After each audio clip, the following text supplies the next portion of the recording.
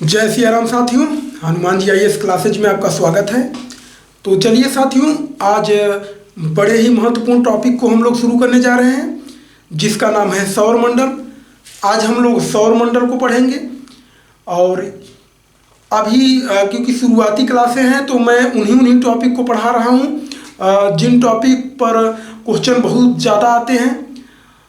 तो आज हम लोग सौर मंडल पढ़ेंगे। यह आज पहली क्लास होगी सौर मंडल की।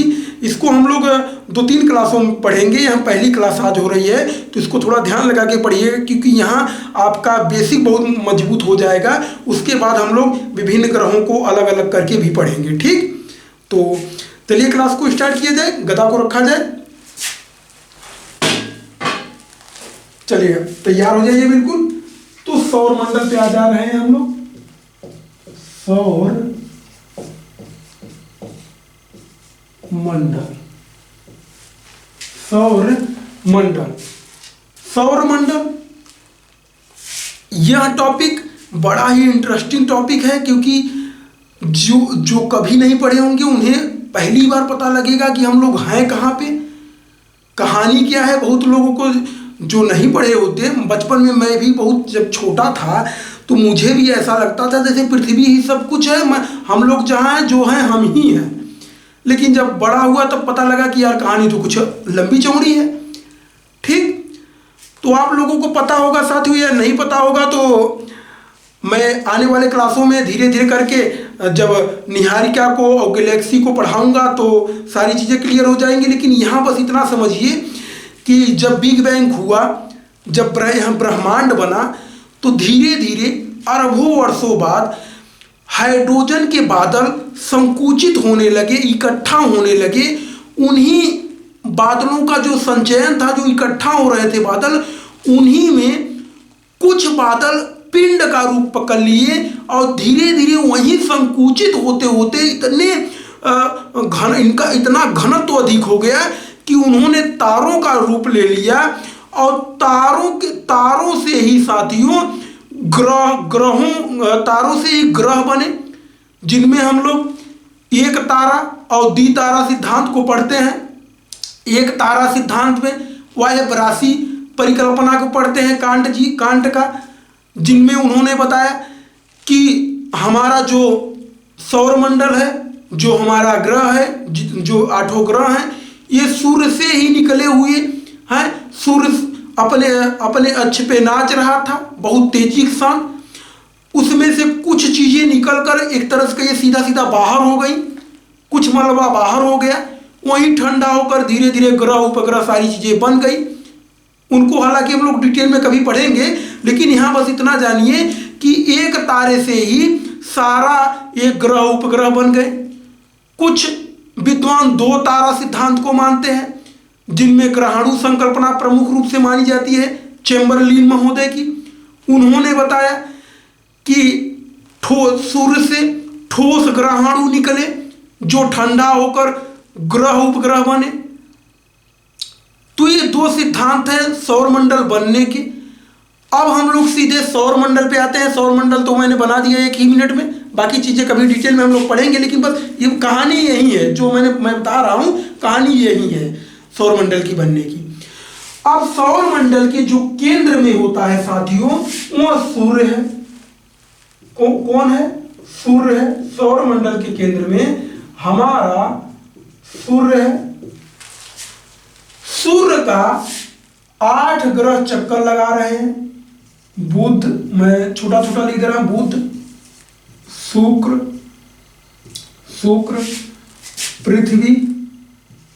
पृथ्वी और पृथ्वी के बाद मंगल,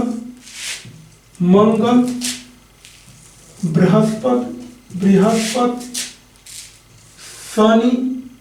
शनि को एक ले रहा हूं, मार दे रहा हूं, शनि और अरुण और वरुण। ठीक, ये कुल 8 ग्रह हैं जो सूर्य का चक्कर काट रहे हैं। किसका चक्कर काट रहे हैं? सूर्य का चक्कर काट रहे हैं। सूर्य किसका हिस्सा है भैया? तो सूर्य स्वयं मंदाकिनी गैलेक्सी का हिस्सा है।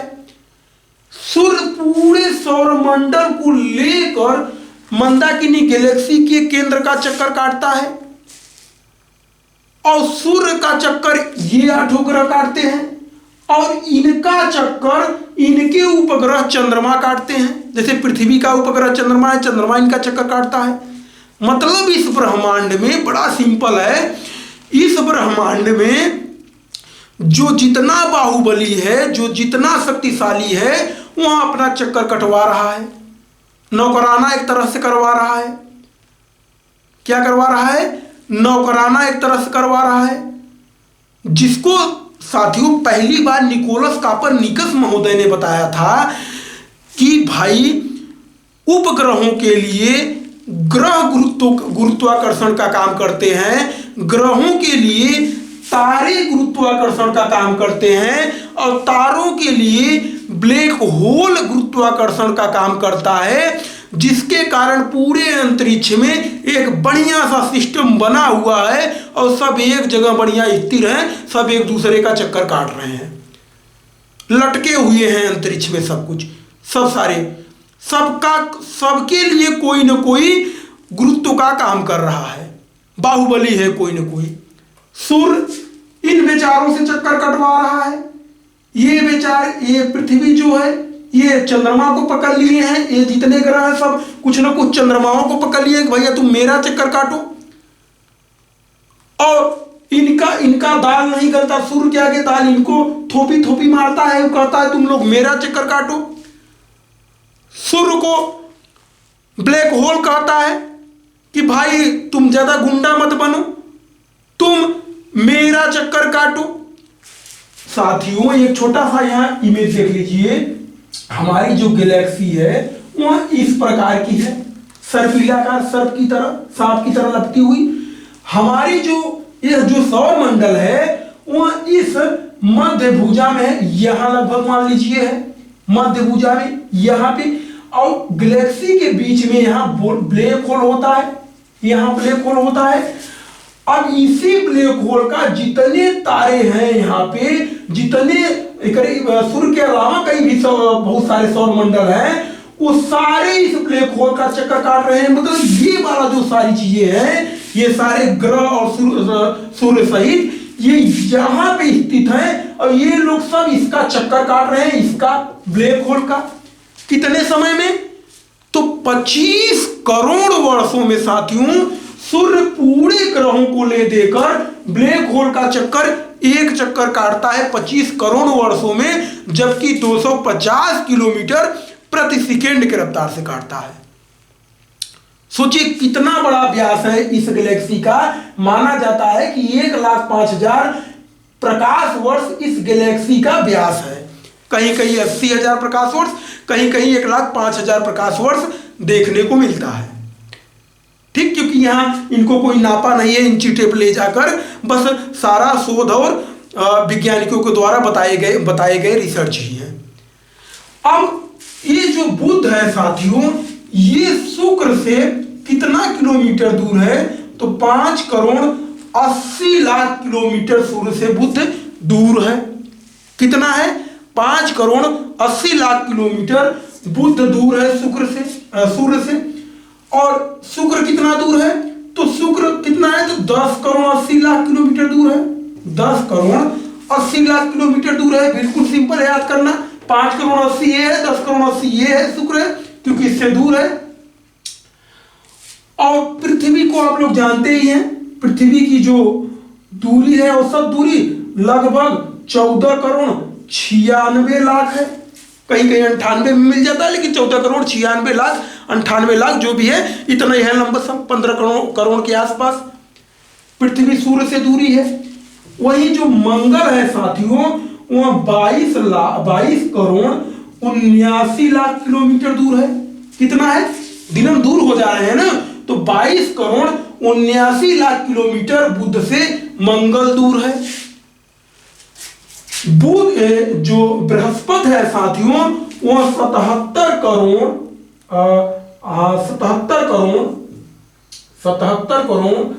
83 लाख किलोमीटर दूर है। किससे? सूर्य से। बृहस्पति 77 करोड़ 83 लाख किलोमीटर दूर है बुध से, शुक्र से, सूर्य से बृहस्पति। शनि साथियों, शनि 1 अरब 43 करोड़ लगभग है, 1 अरब 43 करोड़ लगभग है। तो इसको ब्रैकेट में डाल लीजिए क्योंकि इससे मिलने न पाए। 1 अरब 43 करोड़ किलोमीटर दूर है सूर्य से शनि, लगभग में आंकड़े चलेंगे यहां से। अरुण है जो साथियों, वह 2 अरब 87 करोड़ किलोमीटर दूर है, 2 अरब 87 करोड़ किलोमीटर दूर है लगभग। किससे? तो सूर्य से। वरुण 4 अरब 49 लाख किलोमीटर, 4 अरब 49 करोड़ किलोमीटर दूर है। तो दिनम दूर होते जा रहे हैं ना, तो जब दिनम दूर होंगे तो दूरी तो बढ़ती ही जाएगी। तो देखिए कितनी बड़ी दूरी हो गई, 5 करोड़ 80 लाख किलोमीटर पे बुध दूर था, तो 4 अरब 49 करोड़ किलोमीटर दूर है वरुण। किससे? सूर्य से। ठीक, ये सिंपल सी कहानी जान गए आप लोग। अब बुध जो है साथियों, बुध इसका परिक्रमा जब करता है, सूर्य की जो परिक्रमा करता है बुध, वो इससे तो कम ही दिन में करेगा, क्योंकि ये जब करेगा तो भाई यहां से करेगा, तो इसकी दूरी थोड़ा ज्यादा हो जाएगी, और इसकी दूरी और ज्यादा होगी तो ये और दूरी से करेगा। इसी प्रकार इसकी दूरी और ज्यादा हो जाएगी, ऐसे ही होगी। और यही केपलर महोदय ने बताया था कि जो ग्रह जितना दूर होगा उसका परिक्रमण काल उतना ही अधिक होगा। यही तो केपलर महोदय का पहला नियम बताता है। ठीक, उतना ही दूर होगा। तो बुध जो है सूर्य का जो पूरा एक चक्कर काटता है साथियों, वह काटता है 88 दिनों में। कितने? लगभग 88 दिनों में बुध एक चक्कर सूर्य का काट लेता है। और अपने अक्ष पर भी, क्योंकि सारे ग्रह चक्कर काटते हैं जिनके कारण दिन रात होता है पृथ्वी पर भी, तो ये जो बुध है यह अपने अक्ष पर साथियों लगभग 58 दिन में एक चक्कर काट लेता है। पृथ्वी के हिसाबे 58 दिन में एक चक्कर अपने अक्ष पे काटता है, मतलब इसका एक दिन बहुत बड़ा होता है। पृथ्वी का 58 दिन, इसका एक दिन। और अपने अक्ष पे कितने दिनों का सूर्य का परिक्रमण कितने दिन में कर रहा है? तो सूर्य का परिक्रमण कर रहा है 88 दिनों में। शुक्र जो है अपने अक्ष पर साथियों 200, अपने अक्ष पे 243 दिनों में चक्कर काटता है, और सूर्य का चक्कर 224 दिनों में ही काट लेता है, 224 दिनों में लगभग काट लेता है। तो मतलब ये है कि शुक्र जो है अपने अक्ष पे स्लो घूम रहा है, बल्कि उससे कम समय में 224 दिनों में ही सूर्य का एक चक्कर काट ले रहा है। अपने अक्ष पे काफी स्लो चक्कर काट रहा है। और यह पूरे सौर मंडल का सबसे स्लो घूमने वाला अपने अक्ष पर ग्रह भी है। 243 दिन लग जाते हैं इसको, मतलब इसका जो एक साल होता है, एक दिन से छोटा होता है। इसका एक दिन 243 दिनों का होता है, मतलब आप शुक्र पे चले जाएंगे तो लगभग 121 दिनों का रात और 121 22 दिनों का दिन पाएंगे, क्योंकि 243 दिन के ऊपर लगभग इसका एक चक्कर अपने अक्ष पे काट रहा है, जिसको परिभ्रमण कहा जाता है। पृथ्वी के बारे में आपको पता ही होगा कि पृथ्वी लगभग 365 दिनों में, 365 प्लस दिनों में काट लेती है एक चक्कर सूर्य का, और अपने अक्ष पे 23 घंटे, अपने अक्ष पे कितना 23 घंटे 56 मिनट, 23 घंटे 56 मिनट कुछ सेकेंडों में, 48 सेकेंडों में लगभग माना जाता है कि एक चक्कर काट लेता है पृथ्वी अपने अक्ष पे। पूरे 24 घंटे नहीं लगते पृथ्वी को, इसीलिए जो 3-3, 4-4 मिनट बचता है 4 वर्षों में एक दिन हो जाता है तो उसको फरवरी में एक दिन जोड़ दिया जाता है, उसको लीप वर्ष कह दिया जाता है। ये 4 मिनट जो बचता है। उसके बाद मंगल का नंबर आता है। मंगल जो चक्कर काटता है सूर्य का, वो काटता है 687 दिनों में। 687 दिनों में सूर्य का चक्कर काटता है, मतलब परिक्रमण काल है मंगल का। और अपने अक्ष पे जो घूमता है वह 24 घंटे 47 मिनट में एक चक्कर काट लेता है। कितने? 24 घंटे 47 मिनट में मंगल एक चक्कर काट लेता है अपने अक्ष पर, पृथ्वी के आसपास। इसीलिए तो पृथ्वी पर, मंगल पर रहने की संभावना अधिक है, क्योंकि इसका दिन रात भी थोड़ा पृथ्वी से मिलता जुलता है। ठीक। उसके बाद आती है कहानी बृहस्पति की। बृहस्पति क्योंकि बहुत दूर से चक्कर काटेगा, तो बृहस्पति का चक्कर काल थोड़ा अधिक समय का होगा। तो बृहस्पति जो है वह सूर्य का चक्कर काटता है लगभग 11 वर्षों में। 11.86 लगभग है, तो 11 वर्षों के ऊपर ही बृहस्पति जो है सूर्य का चक्कर काटता है। 11+ वर्षों में सूर्य का चक्कर काटता है। और अपने अक्ष पे सबसे सौरमंडल का बड़ा ग्रह है, लेकिन फिर भी अपने अक्ष पर यह मात्र 9 घंटे 55 मिनट में एक चक्कर काट जाता है। पूरे सौरमंडल में सबसे तेज अपने अक्ष पे चक्कर काटने वाला यही बृहस्पति ग्रह है। और सबसे स्लो चक्कर अपने अक्ष पे काटने वाला शुक्र है, क्योंकि 243 दिन लग रहे हैं। ठीक। तो बृहस्पति 9 घंटे 55 मिनट में काट रहा है। उसके बाद शनि का नंबर आता है। शनि और दूर से काटेगा। शनि जो है और दूर से काटेगा, तो शनि लगभग 29 वर्षों में काटता है सूर्य का एक चक्कर। और अपने अक्ष पर शनि 10 घंटे, अपने अक्ष पे शनि 10 घंटे 40 मिनट में एक चक्कर काट जाता है। कितने? 10 घंटे 40 मिनट में शनि अपने अक्ष पे एक चक्कर काट जाता है। मतलब बृहस्पति से थोड़ा अधिक समय का, घंटे लगभग। उसके बाद अरुण का नंबर आता है। अरुण साथियों पृथ्वी का, सूर्य का चक्कर 84 वर्षों में काटता है। कितने? 84 वर्षों में। और अपने अक्ष पे 17 घंटे, अपने अक्ष पर 17 घंटे और लगभग 14 मिनट लगते हैं इसको। 17 घंटे 14 मिनट लगते हैं अरुण को अपने अक्ष पे एक चक्कर घूमने में। लास्ट है वरुण। वरुण को सूर्य का एक चक्कर काटने में 164 वर्ष लगता है। और अपने अक्ष पे वरुण 16 घंटे में चक्कर काट लेता है अपने अक्ष पर। ठीक। तो ये कहानी चक्कर काटने की थी अपने अक्ष पे और सूर्य का चक्कर। अब एक कहानी और है साथियों। ये जो 4 ग्रह हैं, अब मैं लाल पेन ले लूं ताकि यहां थोड़ा क्लियर हो जाए।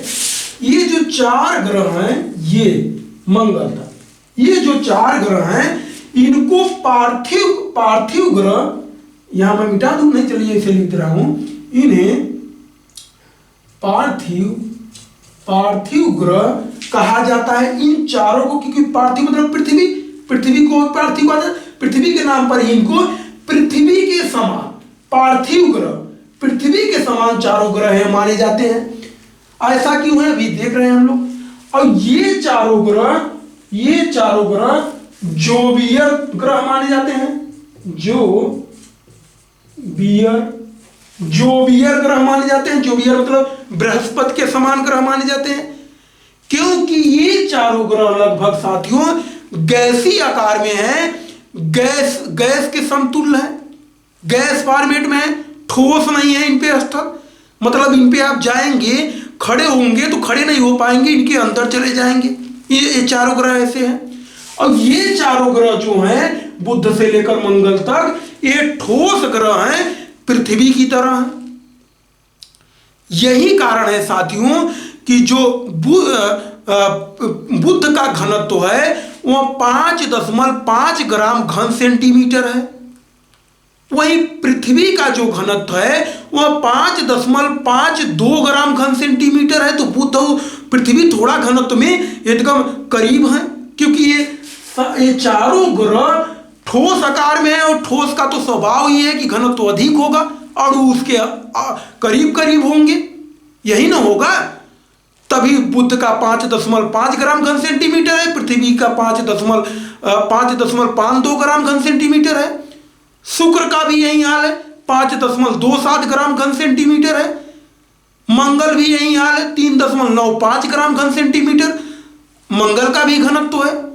लेकिन जब आप बाहरी ग्रहों की बात करेंगे, ब्राह ग्रहों की बात करेंगे, क्योंकि ये चारों ग्रह ब्राह ग्रह माने जाते हैं और ये चारों ग्रह आंतरिक ग्रह माने जाते हैं, तो ब्राह ग्रहों का घनत्व जो है वह कम है, क्योंकि ये गैसीय आकार में है। तो गैसों का तो स्वभाव ये है कि घनत्व कम होता है गैस का, ठोस का घनत्व अधिक होता है, उसके बाद लिक्विड का घनत्व होता है, उसके बाद गैस का होता है। तो गैस का घनत्व तो सबसे कम होता है और चारों गैसों के रूप में है।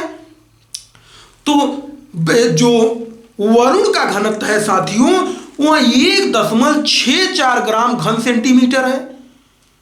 इसके बाद बृहस्पति का नंबर आता है। बृहस्पति का घनत्व जो है वह 1.33 ग्राम प्रति घन सेंटीमीटर है। उसके बाद अरुण का नंबर आता है 1.27 ग्राम घन सेंटीमीटर अरुण का घनत्व है। सबसे कम घनत्व साथियों शनि का है 0.69 ग्राम घन सेंटीमीटर। मतलब शनि का इतना कम घनत्व है कि यदि उसको पानी में रख दिया जाए तो शनि पौंडने लगेगा, इतना कम घनत्व है। क्योंकि गैस के रूप में है ना ये चारों, तो गैस के रूप में है तो चारों का घनत्व कम है। इन चारों में सबसे ज्यादा घनत्व वरुण का है। इन चारों में सबसे ज्यादा घनत्व किसका है? वरुण का है। अरुण वरुण जो ग्रह है साथियों, ये आइस ग्रह कहे जाते हैं। आइस ग्रह का मतलब है बर्फी ग्रह, क्योंकि सूर्य से काफी दूर हो गए हैं, काफी दूर हो जाते हैं, इसलिए इन पे बर्फ जमा होता है। इन पे क्या होता है? बर्फ जमा होता है, इसलिए इन्हें आइस ग्रह भी कहा जाता है। सारे ग्रहों में साथियों सबसे अधिक तापमान शुक्र का माना जाता है। शुक्र का है ही, माना नहीं जाता, शुक्र का है ही। सबसे अधिक तापमान शुक्र का हो, लेकिन सबसे अधिक तापांतर बुध का है। तापांतर का मतलब होता है ताप का अंतर। बुध का दिन का तापमान लगभग 427 डिग्री सेंटीग्रेड है। रात का तापमान -173 डिग्री सेंटीग्रेड है। दोनों को जोड़ते हैं तो 600 डिग्री सेंटीग्रेड आ जाता है। तो माइनस से लेकर प्लस तक जब जोड़ेंगे तो प्लस 427 से -173 है, तो अंतर कितना हुआ? 600 डिग्री सेंटीग्रेड का। तो तापांतर कितना हुआ? ताप का अंतर कितना हुआ? 600 डिग्री सेंटीग्रेड का। तो जो ताप का अंतर है सबसे अधिक तो बुध पे है, लेकिन सबसे अधिक तापमान शुक्र पर होता है। सबसे अधिक तापमान शुक्र पर देखा गया है, लगभग 400, शायद जहां तक हमको मुझको याद है 475 डिग्री के आसपास तापमान शुक्र पे देखा गया है, नापा गया है, वैज्ञानिकों के द्वारा बताया गया है। क्योंकि यहां इसके वायुमंडल में कार्बन डाइऑक्साइड की मात्रा लगभग 96% है, 3% लगभग नाइट्रोजन है, बाकी इसके वायुमंडल में सल्फर डाइऑक्साइड की मात्रा है। ग्रीन हाउस गैसों की अधिकता के कारण यह ग्रह काफी गर्म होता है, क्योंकि सूर्य का प्रकाश जब इस ग्रह पे पड़ता है तो सूर्य के प्रकाश को, सूर्य के ताप को, या एक तरह से कहिए अपने अंदर समाहित कर लेता है। हालांकि 70% रिलीज कर देता है, लेकिन फिर भी 30% को अपने अंदर ही समाहित कर लेता है, वो वापस नहीं करता, जिसके कारण इसका वायुमंडल काफी गर्म रहता है। उसको हम लोग जब शुक्र को पढ़ेंगे देखेंगे। यहाँ एक बेसिक कॉन्सेप्ट मैं क्लियर कर रहा हूं, बाकी चीजें हम लोग जब एक एक ग्रहों को पढ़ेंगे तो डिटेल में पढ़ेंगे। ठीक। अब आंतरिक ग्रहों का ब्राह ग्रह कभी कभी पूछा जाता है कि आंतरिक ग्रहों का ब्राह ग्रह कौन है, तो वह मंगल है। आंतरिक ग्रहों का ब्राह ग्रह यानी बाहरी ग्रह पूछ लिया जाए तो मंगल है। आंतरिक ग्रह यहां शुरू होता है, यहां तक जाता है, तो आंतरिक ग्रहों का बाहरी ग्रह कौन है? मंगल है। वही पूछ लिया जाए कि ब्रा ग्रहों का आंतरिक ग्रह कौन है, तो बृहस्पति है, क्योंकि ब्रा ग्रह ही है और यहां से शुरू होगा तो आंतरिक ग्रह कौन है? बृहस्पति है। अंदर की ओर कौन है? बृहस्पति है। तो कभी कभी क्वेश्चन पूछा जाता है कि आंतरिक ग्रहों का ब्रा ग्रह कौन है, तो मंगल है, और ब्रा ग्रहों का आंतरिक ग्रह कौन है, तो बृहस्पति है। ब्रा ग्रह का बाहरी ग्रह कौन है, तो वरुण है। ये चीजें बिल्कुल क्लियर क्या हो गई हैं आप लोगों को? ठीक, ये उम्मीद करता हूं ये बेसिक चीजें आपको क्लियर हो गई होंगी। द्रव्यमान की दृष्टि से देखा जाए साथियों, आकार की दृष्टि से देखा जाए तो थोड़ा गाचा पाचा हो जाएगा, इसलिए मैं मार्कर थोड़ा लाल ले लूं और लाल को यहां मैं कंप्लीट करूं बढ़िया से, क्योंकि चल नहीं रहा है। अब वो आकार में देख लेते हैं हम लोग। तो पूरे सौरमंडल में सबसे आकार में बड़ा जो है वह साथियों बृहस्पति है। आकार में सबसे बड़ा कौन है? बृहस्पति है। बृहस्पति के बाद कौन है? मैं एक दो लिख दे रहा हूं। ये 1 नंबर पे है, ये 2 नंबर पे है। बृहस्पति के बाद कौन है? शनि है। शनि के बाद कौन है? अरुण है 3 नंबर पे। 4 नंबर पे कौन है? वरुण है। 5 नंबर पे कौन है? पृथ्वी है। 6 नंबर पे कौन है? तो शुक्र है। 7 नंबर कौन है? मंगल है। और 8 नंबर कौन है? तो बुध है। मतलब सबसे बड़ा बृहस्पति है और सबसे छोटा कौन है? तो बुध है। ठीक, द्रव्यमान की दृष्टि से देखा जाए तो यदि पृथ्वी के द्रव्यमान को हम लोग 1 मान ले, पृथ्वी के द्रव्यमान को, तो पृथ्वी के हिसाबे बृहस्पति जो है वह साथियों 318 गुना बड़ा है द्रव्यमान में। कितना है? 318 गुना बड़ा है द्रव्यमान में, आकार में नहीं, द्रव्यमान की बात की जा रही है। वही शनि जो है पृथ्वी के हिसाबे 95 गुना अधिक बड़ा है, 95 गुना।